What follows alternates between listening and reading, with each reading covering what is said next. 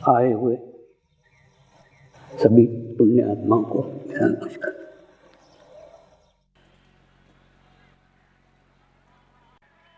गांधीनगर नाम में होने वाले समर्पण ज्ञान के शिविर में मैं आपका हृदय से स्वागत करता हूँ। अभी हाल ही में पेरिस में एक परिषद हुई जिसमें विश्व पर्यावरण पे चर्चा हुई। विश्व में जो पृथ्वी का तापमान बढ़ रहा है उसके ऊपर चर्चा हुई। वाहनों से होने वाले प्रदूषण के ऊपर चर्चा हुई। फैक्ट्रियों से और उद्योगों से निकलने वाले धुएं के ऊपर चर्चा हुई। पानी के प्रदूषण के ऊपर चर्चा हुई और चिंता व्यक्त की गई कि दिन प्रतिदिन पृथ्वी का तापमान बढ़ रहा है। जिस प्रकार से इन प्रदूषण के ऊपर चर्चा हुई, ठीक उसी प्रकार से एक प्रदूषण पे चर्चा होने की आवश्यकता थी। वो प्रदूषण का क्षेत्र है वैचारिक प्रदूषण। ये वैचारिक प्रदूषण से हमारा आशय मनुष्य जो विचार करता है और जो विचारों से वातावरण में वैचारिक प्रदूषण फैलता है, ऐसे प्रदूषण से है। ऐसा वैचारिक प्रदूषण जितनी ज़्यादा बस्ती होगी, जितना बड़ा शहर होगा, जितनी बड़ी जनसंख्या होगी, उतना ही अधिक होता है। और दूसरा, फिर एक शहर के लोग जो विचार रखते हैं उसी प्रकार के विचार सारे शहर के लोग रखना प्रारंभ कर देते हैं। क्या कारण है? कारण ये है कि प्रत्येक व्यक्ति का अपना एक आभामंडल है, प्रत्येक व्यक्ति का अपना एक ओरा है और एक आभामंडल का व्यक्ति अगर साथ में हजारों लाखों लोगों को दिन भर में मिलता है तो और उनके विचारों से प्रभावित होता है तो धीरे धीरे धीरे वो भी वैसे ही विचार करने लग जाता है जैसे वो लोग विचार करते हैं। इसका एक छोटा सा उदाहरण लेता हूँ। जो हार्ट स्पेशलिस्ट है, जो हार्ट स्पेशलिस्ट डॉक्टर है, उनके आसपास दिन भर हार्ट की पेशेंट्स रहते हैं, हृदय रोगी रहते हैं। उसके कारण दिन भर वही चर्चा, हृदय रोग की चर्चा, हृदय रोगियों की चर्चा, हृदय रोग के विचार सदैव वो विचार करते करते कुछ दिनों के बाद में वो जो हार्ट स्पेशलिस्ट रहता है उसको ही हार्ट की बीमारी हो जाती है। क्या कारण है? सदैव एक ही प्रकार के विचार उसके हॉस्पिटल में होते हैं, उसके आसपास होते हैं, उसके करीब होते हैं। तो ऐसे एक ही प्रकार के अगर विचार आपके आसपास होते रहे तो उन विचारों का प्रभाव आपके ओर पड़ता है। और उसके लिए आवश्यकता है आप आपका अलग अस्तित्व बनाइए। अब शहर छोड़ के तो जाने से रहे तो क्या कर सकते हो? कोई ऐसा मार्ग ढूंढो, कोई ऐसा रास्ता ढूंढो जहाँ पे आपका अलग अस्तित्व हो। होता है ना, आपके भी दैनिक जीवन में आपको अनुभव आता है। जब आप बाथरूम में नहाते हैं, नहाते समय आपका एकदम अलग अस्तित्व रहता है। भले ही छोटी सी 5x7 की बाथरूम हो, लेकिन वहाँ नहा रहे हैं आप अकेले हैं तो एकांत में, तो आपको वहाँ एकांत मिलता है, अकेले मिलते हैं तो देखते हैं आपको वहाँ बहुत अच्छे अच्छे आइडियाज आते हैं, बहुत अच्छे अच्छे विचार आते हैं। क्यों आते हैं? क्योंकि वहाँ पे आप अकेले रहते हैं। ठीक उसी प्रकार से अगर आप खूब भीड़ में रहेंगे, सदैव वैचारिक प्रदूषण में रहेंगे तो उससे क्या नुकसान है बताता हूँ। पहली बात तो एक है मनुष्यता और एक है मनुष्य। तो जितने वैचारिक प्रदूषण में रहेंगे उससे मनुष्यता धीरे धीरे कम हो रही है। यानी हमारा शरीर का प्रभाव हमारे ऊपर अत्यधिक पड़ रहा है और शरीर का प्रभाव बढ़ने के कारण हमारे अंदर की संवेदनशीलता कम हो रही है। और संवेदनशीलता कम हो रही है तो हमारे अंदर की मनुष्यता कम हो रही है, हमारे अंदर सुरक्षा की भावना बढ़ रही है, असुरक्षा की भावना बढ़ रही है। सदैव अपने आप को मनुष्य असुरक्षित महसूस करता है। अभी हाल ही में मैं गोवा आश्रम में एक इंटरनेशनल रिट्रीट लेकर आ रहा हूँ। पहले क्या करता था, मैं खूब देशों में जाता था, अलग अलग देशों में जाता था, अलग अलग देशों के लोगों को इकट्ठा करता था, फिर उनका एक रिट्रीट लेता था। तो एक 3 दिन का रिसोर्ट बुक करते थे, 3 दिन का कार्यक्रम होता था। और 3 दिन का कार्यक्रम होने के बाद में उनको अच्छा नहीं लगता था, बोले नहीं 3 दिन नहीं स्वामी, 8 दिन का कार्यक्रम होना चाहिए। अब अगर 8 दिन तक कोई रिसोर्ट को बुक करके रखे तो खूब खर्चा आता है। तो उनको मैंने एक रास्ता दिखाया, उनको एक मार्ग बताया, एक काम करो, आप गोवा में आ जाओ, गोवा के आश्रम में सब आपके रहने खाने पीने की सब इंतजाम हो जाएगा, सिर्फ आपको आने आने का टिकट लगेगा। तो क्या हो गया, वो लोग सब आना चालू हो गए। तो हर दिसंबर महीने में, प्रत्येक वर्ष हर दिसंबर में सब अच्छे अच्छे साधक उस गोवा के आश्रम में एकत्र होते हैं, और एकत्र होने के बाद में वहाँ ध्यान करते हैं, वहाँ मेडिटेशन करते हैं। उससे 2 फायदे हुए। एक तो मेरे को दुनिया भर अब घूमना नहीं पड़ता और दुनिया भर जाके शिविर नहीं लेना पड़ते, सब लोग एक जगह इकट्ठा होते हैं। दूसरा, एक अच्छा कनाडा का साधक एक अच्छे जापान के साधक से मिल पाता है। पहले ये नहीं होता था, मैं अच्छे कनाडा के साधक से मिलता था, मैं जापान के साधक से मिलता था, लेकिन वो दोनों एक दूसरे के साथ नहीं मिलते थे। अभी वो हो रहा है कि सब अच्छे अच्छे साधक एक जगह एकत्र हो रहे हैं, और एकत्र होने के बाद में फिर हम चर्चा करते हैं, तुम्हारे देश की प्रॉब्लम क्या है, तुम्हारे देश की प्रॉब्लम क्या है, हमारे देश की प्रॉब्लम क्या है। तो आपको आश्चर्य होगा, सब जगह एक ही बात है, असुरक्षा की भावना। प्रत्येक विश्व में प्रत्येक देश के व्यक्ति अपने आप को असुरक्षित महसूस कर रहे हैं। सुरक्षित महसूस करना, असुरक्षित महसूस करना, ये दोनों बातें शरीर से संबंधित हैं। इसीलिए जैसे जैसे आपके भीतर शरीर भाव वृद्धिगत होते जाएगा, शरीर का भाव बढ़ते जाएगा, आपको असुरक्षा की भावना बढ़ती जाएगी। तो कहने मतलब, अगर खूब विचार करते हैं तो वैचारिक प्रदूषण से हमारे अंदर शरीर भाव वृद्धिगत होता है। शरीर का भाव वृद्धिगत हुआ तो 2 बातें आती है, एक तो असुरक्षा की भावना बढ़ती है, दूसरा सहनशीलता कम हो जाती है। सहनशीलता यानी आदमी की सहन करने की शक्ति एकदम कम हो जाएगी, उसकी सहनशीलता कम हो जाएगी। सहनशीलता, आत्मीयता, सुरक्षा, ये सब भाव आत्मा के हैं।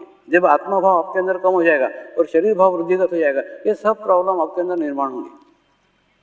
सहनशीलता की बात करूं तो आप कई बार देखते हैं, रोड के ऊपर एक्सीडेंट होता है, एक्सीडेंट के पहले वो एक दूसरे को जानते भी नहीं रहते, थोड़ा सा कुछ टक्कर लग गया, कुछ ठोकर लग गया, तुरंत मारपीट झगड़े के ऊपर उतर आते हैं। इसका अर्थ क्या है? इसका अर्थ है 5 मिनट पहले जिस व्यक्ति को जानते भी नहीं थे, उसकी जान लेने के ऊपर भी उतारू हो जाते हैं। इतना झगड़ा करते हैं। क्यों झगड़ा करते हैं? क्योंकि सहनशीलता कम हो गई है, सहन करने की क्षमता कम हो गई। दूसरा, क्षमा भाव कम हो गया। क्षमा भाव कम हो गया नहीं, वो टकराता है, वो उसको माफी मांगता, भैया गलती हो गई मेरे से, नहीं माफ कैसे टकराए, उससे झगड़ा कर रहे हैं। मैंने क्षमा करने का रहा होता है। जब आपके अंदर का आत्मभाव कम हो जाएगा तो आपके अंदर क्षमा करने की ताकत भी कम हो जाएगी। आप किसी को भी क्षमा नहीं कर सकते, किसी को भी माफ नहीं कर सकते। तो आपको अगर आपका निरीक्षण करने का है तो आप देखो, किसी को आप क्षमा कर सकते हो क्या? अगर कर सकते हो तो आपके अंदर अच्छा आत्मभाव है। अगर आप क्षमा नहीं कर सकते तो समझ लो आपके अंदर शरीर भाव वृद्धिगत हो रहा है, शरीर भाव बढ़ रहा है। और जितना वैचारिक प्रदूषण बढ़ते जाएगा उतने ही आपका शरीर भाव वृद्धिगत हो जाएगा। और धीरे धीरे इतने विचार करते हैं, इतने विचार करते हैं कि आप देखोगे लोग सड़क पे बड़बड़ाते हुए जाते हैं, बड़बड़ करते जाते हैं। क्या कर रहे हैं? कुछ नहीं, मैं आपस में मेरी बात कर रहा हूँ। ऐसा मैंने आपको एक प्रकार की ये बीमारी है, ये मानसिक तनाव है। ये मानसिक तनाव के कारण मानसिक रोगी निर्माण हो रहे हैं, कई प्रतिशत निर्माण हो रहे हैं, और बहुत बड़ी संख्या में हो रहे हैं, जिसके बारे में किसी को भी जानकारी नहीं है, किसी को भी उधर ध्यान नहीं गया है। तो आज वैचारिक प्रदूषण दुनिया का सबसे बड़ा प्रदूषण है, और उस प्रदूषण के कारण मनुष्य सीधा सीधा प्रभावित हो रहा है, और सीधा सीधा प्रभावित होने के कारण उसके कारण इंसानियत प्रभावित हो रही है, उसके कारण मानवता प्रभावित हो रही है, उसके कारण मनुष्यता प्रभावित हो रही है। मनुष्य के भीतर की मनुष्यता धीरे धीरे धीरे धीरे कम हो रही है, क्योंकि शरीर भाव वृद्धिगत हो रहा है। विचार, इतने विचार, इतने विचार, इतने विचार, अति विचार की बीमारी लग गई है। माने खूब इच्छा करते हैं कि मेरे विचार बंद हो जाना चाहिए, तो ऐसा कभी भी नहीं होता।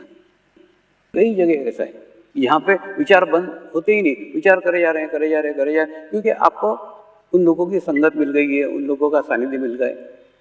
फिर आपको विचारों से मुक्ति प्राप्त करने के लिए, विचारों से मुक्त होने के लिए निसर्ग के सानिध्य में जाना पड़ता है। आप किसी रिसोर्ट में जाते हैं, किसी पहाड़ी पे जाते हैं, किसी समुद्र किनारे जाते हैं, कहीं शांत जगह जाते हैं, तो आपके विचार धीरे धीरे धीरे धीरे धीरे धीरे कम होते हैं। क्यों कम होते हैं? क्योंकि निसर्ग के कोई विचार नहीं है। जैसे ही आप मनुष्य के बस्ती में गए, वैसे ही आपके विचार अत्यधिक प्रभावित होंगे। प्रत्येक शहर का अपना अभामंडल रहता है, प्रत्येक शहर का अपना ओरा रहता है, प्रत्येक शहर का अपना वैचारिक दोष रहता है। तो आपको जिज्ञासा होगी कि हमारे गांधी धाम का कौन सा वैचारिक दोष है? आपके गांधी धाम का वैचारिक दोष है नाभि चक्र पकड़ा हुआ है। नाभि चक्र पकड़ा हुआ है ना, खूब है, कितना मिला है उधर ध्यान ही नहीं है, क्या नहीं मिला है उधर ध्यान है। तो एक अतृप्ति का भाव भीतर निर्माण हो गया है। जैसे आप बाहर जाएंगे, आपको देखेंगे वैचारिक प्रदूषण कम हो गया, ये भाव आपके अंदर कम आ गया। जैसे गांधी धाम में आएंगे, आप देखेंगे उसका भाव बढ़ गया। क्यों? क्योंकि आपको वहाँ की सामूहिकता मिल रही है, वहाँ की कलेक्टिविटी मिल रही है। तो ऐसा प्रत्येक जगह जिस प्रकार के लोग इकट्ठा होंगे, जिस प्रकार के विचार इकट्ठा होंगे, उस विचारों का प्रभाव, वहाँ के वातावरण का प्रभाव आपके ऊपर भी पड़ेगा। और पढ़ने के बाद में आपके भी विचार वैसे हो जाएंगे, आप भी वैसे ही सोचने लग जाएंगे। अभी हाल ही में मैं 5-6 साधकों को लेकर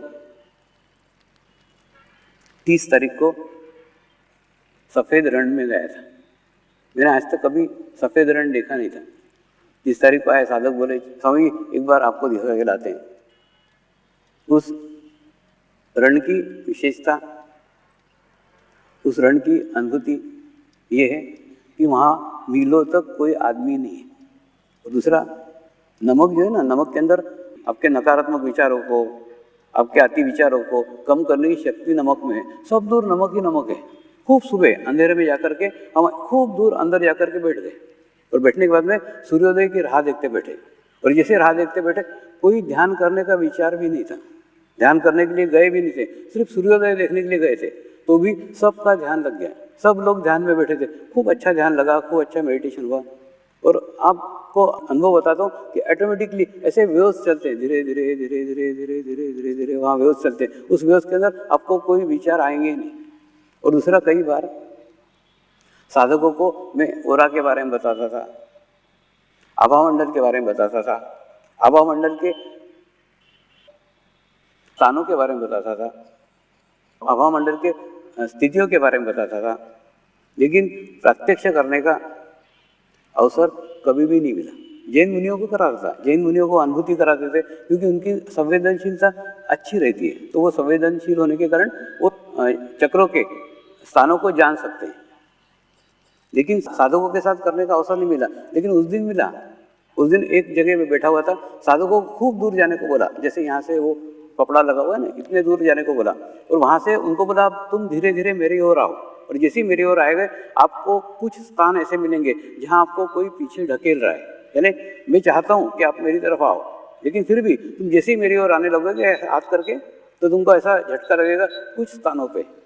जहाँ झटका लगेगा वहाँ ओरा के लेयर से एक लेयर, 2 लेयर, 3 लेयर, 5, ऐसे 6-7 लेयर से वो जैसे जैसे महसूस होंगे, उसको अनुभव करते करते धीरे धीरे धीरे धीरे धीरे धीरे पास आओ। तो साधकों को भी उस ओरा के लेयर का अनुभव हुआ। वो इसलिए हुआ कि वहाँ वातावरण में कोई भी मनुष्य नहीं था, हम लोगों के अलावा कोई भी मनुष्य नहीं था। और कोई भी मनुष्य नहीं था तो कोई भी विचार नहीं था। हिमालय में कई ऋषि, कई मुनि हमको ऐसे ऐसे स्थानों पर मिलेंगे जहाँ आप कल्पना भी नहीं कर सकते कि यहाँ कोई व्यक्ति हो सकता है, यहाँ कोई मनुष्य हो सकता है। ऐसे स्थान पे वो बैठे रहते हैं। इसलिए बैठे रहते हैं, उनको निर्जन स्थान चाहिए। शब्दों को समझो उनके, निर्जन, जहाँ पे कोई भी जन नहीं, ऐसा स्थान ऐसा चाहिए। तो ऐसा स्थान पे जाके वो ध्यान करते हैं, ऐसा मेडिटेशंस करते हैं। परसों के दिन मैं सीमा पे गया था।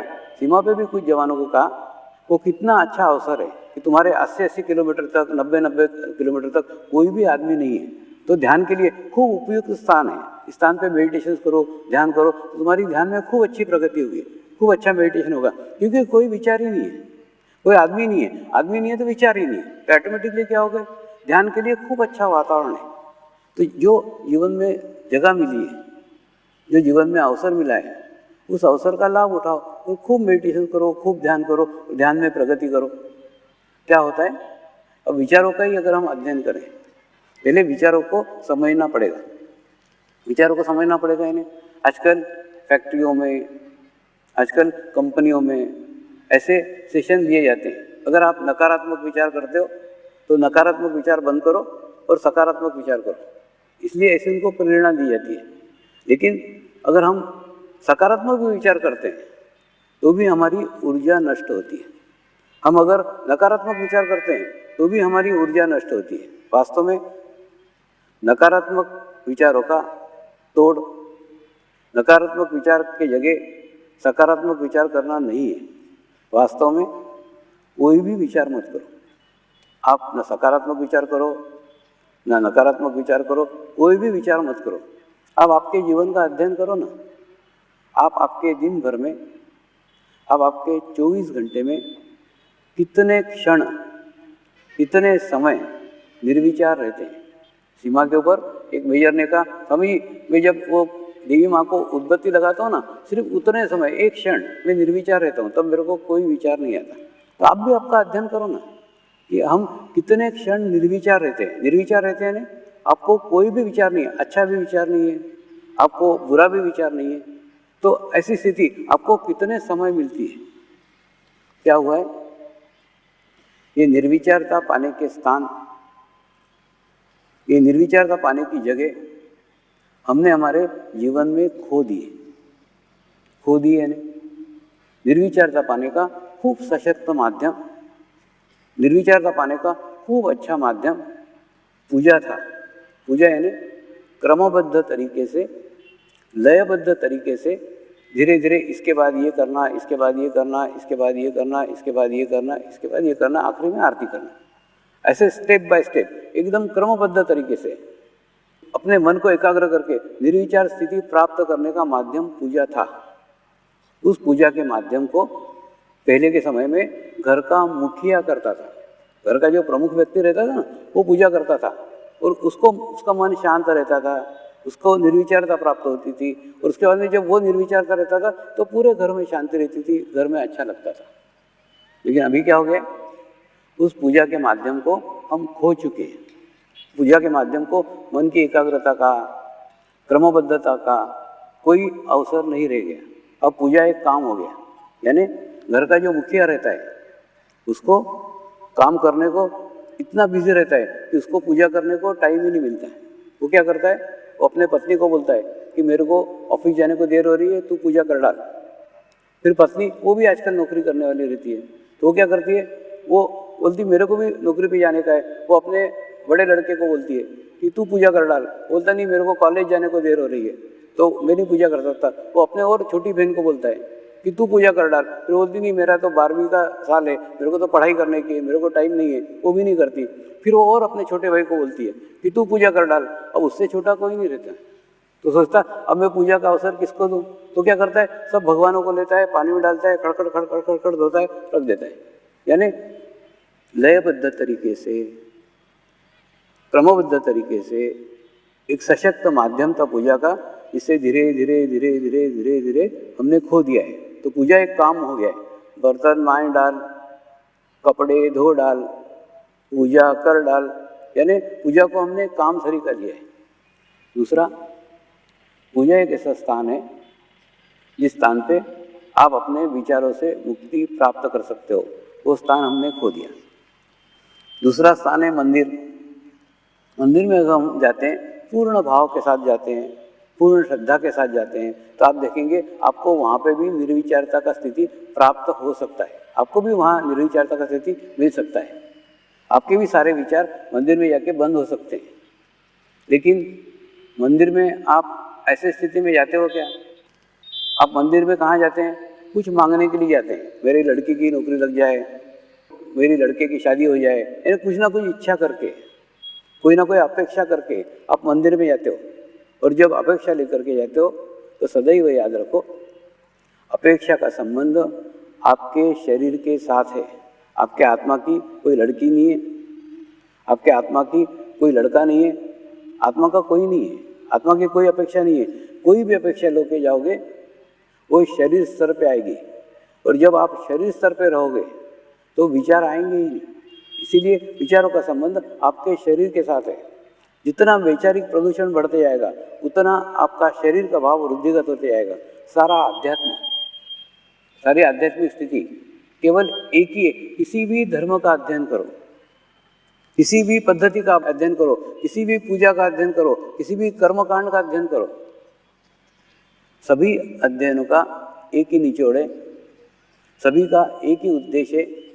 आपके भीतर का आत्मभाव जागृत होना चाहिए और आपके भीतर का शरीर भाव कम होना चाहिए। सारा प्रयास यही है।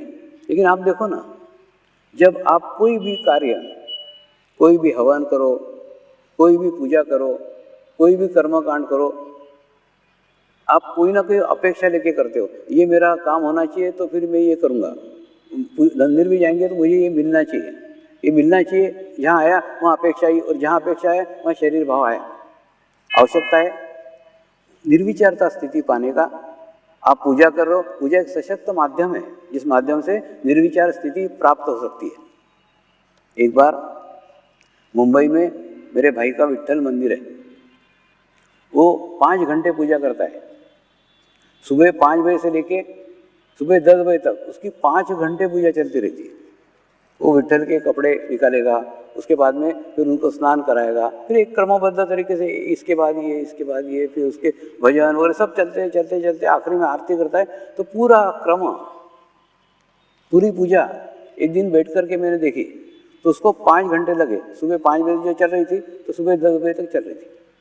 और 10 बजे में मैंने उसका अध्ययन किया, मैंने देखा कि 5 घंटे के अंदर इसको निर्विचार स्थिति है क्या। तो उसको पूछा, भैया तू 5 घंटे पूजा करता है, इस 5 घंटे में तेरे को निर्विचार स्थिति है क्या? निर्विचार स्थिति यानी क्या? पहला प्रश्न उसने मुझे पूछा, यानी निर्विचार स्थिति क्या है उसका ही ज्ञान नहीं था। मैंने बोला निर्विचार स्थिति वह स्थिति है जिस स्थिति में हमको कोई भूतकाल का विचार है ना, हमको कोई भविष्यकाल का विचार है, हमको कोई भी विचार नहीं है। ऐसा कोई भी विचार नहीं है। ऐसी स्थिति तेरे को 5 घंटे में कितने समय तक रहती है? तो उसने थोड़ी देर शांत रहा। भाई बहुत प्रामाणिक था, उसने सचमुच कबूल किया कि मुझे 5 मिनट भी नहीं रहती। मैं पूजा भी करते रहता हूँ, मंत्र भी बोलते रहता हूँ, स्नान भी कराते रहता हूँ, कपड़े भी बदलते रहता हूँ, चंदन भी लगाते रहता हूँ, हल्दी कुंकुम भी लगाते रहता हूँ, फूल भी चढ़ाते रहता हूँ, हार भी लगा रहता हूँ। लेकिन साथ में ये भी सोचते रहता हूँ लड़की के लिए लड़का ढूंढने आज डोंबोली में जाऊँ कि ठाणे में जाऊँ। साथ साथ ये विचार बराबर चलते रहता, 5 घंटे तक चलते रहता है। क्योंकि मेरी लड़की की समस्या है, मेरी प्रॉब्लम है, मेरी लड़की की शादी नहीं हो रही। मैंने उसको कहा फिर तेरी 5 घंटे की पूजा हमारे योग के हिसाब से बेकार है, क्योंकि 5 घंटे में तेरे को निर्विचारता का स्थिति तो कभी प्राप्त ही नहीं हुआ, कभी प्राप्त नहीं हुआ कि निर्विचार स्थिति तुमको मिल गया है। ऐसा स्थिति कभी भी नहीं हुआ। ये पूजा का उद्देश्य क्या है? उद्देश्य ये कि आपको निर्विचारता का स्थिति प्राप्त होना चाहिए। आप भी कोई भी कर्म कांड करते हो, कोई भी पूजा करते हो, किसी भी मंदिर में जाते हो, तो मंदिर में आने पहले अपने आप को पूछो कि क्या आप कोई अपेक्षा से वहाँ जा रहे हो? किसी मंदिर में अपेक्षा से जा रहे हो? किसी पूजा को अपेक्षा से कर रहे हो? आप मंदिर में इसलिए जाओ कि वहाँ जाना आपको अच्छा लगता है। आप पूजा इसलिए करो कि आपको पूजा करना अच्छा लगता है। पूजा करने से आपका कोई भला हो जाएगा, मंदिर जाके आपका कोई अच्छा हो जाएगा, वहाँ जाके कुछ मांगोगे। अपेक्षा आपके साधना को अशुद्ध करती है। अपेक्षा रहित जीवन होना चाहिए। अब जहाँ आपने अपेक्षा की कि आप शरीर लेवल के ऊपर आ गए, तो इसलिए अगर आपको आपके शरीर का भाव कम करने का है तो एक ही मार्ग है, एक ही रास्ता है, आप आपके अंदर का आत्मभाव वृद्धिगत करो। देखिए जितना वैचारिक प्रदूषण है ना, ये वैचारिक प्रदूषण धीरे धीरे धीरे धीरे आपके शरीर भाव को बढ़ा रहा है, और शरीर भाव को बढ़ा रहा है तो कई दोष निर्माण कर रहा है। सहनशीलता कम हो रही है। कई बार कई साधक डॉक्टर हैं, वो बोलते स्वामी जी हम चाहते हैं कि लड़की का सीजरिंग नहीं करें, हम चाहते हैं कि वो लड़की इंतजार करे कि इसकी डिलीवरी नॉर्मल हो, लेकिन लड़की नहीं सहन करती ना। लड़की बोलती नहीं मेरा जल्दी से डिलीवरी कर, मेरा ऑपरेशन कर दो, मेरा ऑपरेशन कर दो। वो खुद लड़कियां पीछे लगती है। अब क्या करें? क्या कारण है?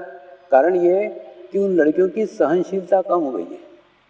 शरीर भाव वृद्धिगत हो गया तो सहनशीलता कम हो गई। सहनशीलता कम हो गई तो डिलीवरी के लिए भी पेशेंस नहीं है, एक दिन भी नहीं रुक सकती, उनको सीजरिंग ऑपरेशन करके डिलीवरी करानी पड़ती। तो कहना मतलब ये जगह जगह पे, स्थान स्थान पे ये सहनशीलता का प्रभाव आपको आपके जीवन में देखने को मिलेगा। तो कहने का मतलब जितना आपके अंदर शरीर भाव वृद्धिगत होगा, उसके अंदर सहनशीलता कम होगी, क्षमा भाव कम होगा, डर का भाव वृद्धिगत होगा, सुरक्षा की भावना आपको लगेगी। ये सब प्रकार एक आपके शारीरिक भाव के कारण होता है। इसलिए आवश्यकता है आप आपके भीतर का आत्मिक भाव बढ़ाओ। जैसे जैसे आत्मिक भाव बढ़ाओगे वैसे वैसे आपको ये सब लाभ मिलना प्रारंभ हो जाएगा। दूसरा, आत्मिक भाव बढ़ाने का मार्ग, हमने पूजा खो दिया है, हमने मंदिर को भी खो दिया है, क्योंकि मंदिर में भी हम अपेक्षा करके जाते हैं, हम पूजा में भी अपेक्षा करके जाते हैं। मैं अब आपको तीसरा मार्ग बता रहा हूँ, एक तीसरा रास्ता बता रहा हूँ। वो रास्ता है ध्यान मार्ग, वो रास्ता है मेडिटेशंस, वो रास्ता है ध्यान। लेकिन फिर वही जो वहाँ गलतियाँ की, मंदिर में जाते समय गलतियाँ की, पूजा करते समय गलतियाँ की, वो गलती यहाँ मत करना। यहाँ पे कोई भी अपेक्षा से आप स्टार्ट मत करो, ध्यान कोई भी अपेक्षा से मत करो। अभी हाल ही में मैं ऑस्ट्रेलिया का दौरा करके आया हूँ। ऑस्ट्रेलिया में उस दिन सिडनी में बहुत बड़ा मैच था, फाइनल था, और खूब लोगों की भीड़ थी, खूब लोगों ने उसको अटेंड किया, खूब लोग देखने गए। जब दूसरे दिन मेरा कार्यक्रम हुआ, मैंने उनको पूछा, फुटबॉल देखने जाते हो, आपको क्या मिलता है? बोले कुछ नहीं मिलता, सिर्फ देखना हमको अच्छा लगता है, फुटबॉल खेलना हमारा शौक है, फुटबॉल देखना हमारा शौक है, हमारा शौक है इसलिए हम फुटबॉल देखने जाते हैं, लेकिन हमको कुछ नहीं मिलता। तो मैंने उनको बताया ठीक ऐसा ही ध्यान को शौक बनाओ, ध्यान से अपेक्षा मत करो कि ध्यान करने से कुछ मिल जाएगा, आपका कोई भला हो जाएगा, आपका कोई अच्छा हो जाएगा, ये अपेक्षा मत रखो। अपेक्षा रहित तो ध्यान करो, तो ध्यान के अंदर एक शुद्धता आएगी, ध्यान के अंदर एक पवित्रता आएगी। वास्तव में ध्यान आत्मा और परमात्मा का संबंध स्थापित करने का माध्यम है। कि ध्यान में अपेक्षा लेकर के आते हो, तुरंत आप शरीर के स्तर के ऊपर आ जाते हो, और शरीर के स्तर पे होके फिर ध्यान कभी भी नहीं हो सकता। ध्यान करने के लिए आपको भी आत्मा के स्तर पे आना पड़ेगा, तो उसके लिए अपेक्षा को छोड़ना होगा। तो उनको मैंने बताया, जैसे ही फुटबॉल की मैच देखते हो, देखते समय कोई भी अपेक्षा नहीं रखते, सिर्फ आपको मजा आता है, आपको आनंद आता है, आपका शौक है, ऐसे करके फुटबॉल की मैच देखते हो। ठीक उसी प्रकार से ध्यान को भी शौक बनाओ, आपके जीवन में शौक बनाओ कि आपको शौक है ध्यान का, इसलिए ध्यान करते हैं, तो ध्यान में प्रगति होगी, ध्यान में प्रोग्रेस होगा। दूसरा, तो इस मार्ग में अपेक्षा लेकर के मत आओ, कोई अपेक्षा से ध्यान मत करो। मैं आपको मेरे जीवन के अनुभव के आधार पर बता रहा हूँ कि मेरे जीवन में पाने के लिए कुछ भी बाकी नहीं रह गया। ऐसी स्थिति आपको भी आपके जीवन में मिल सकती है, लेकिन आप बिना अपेक्षा से ध्यान करो तो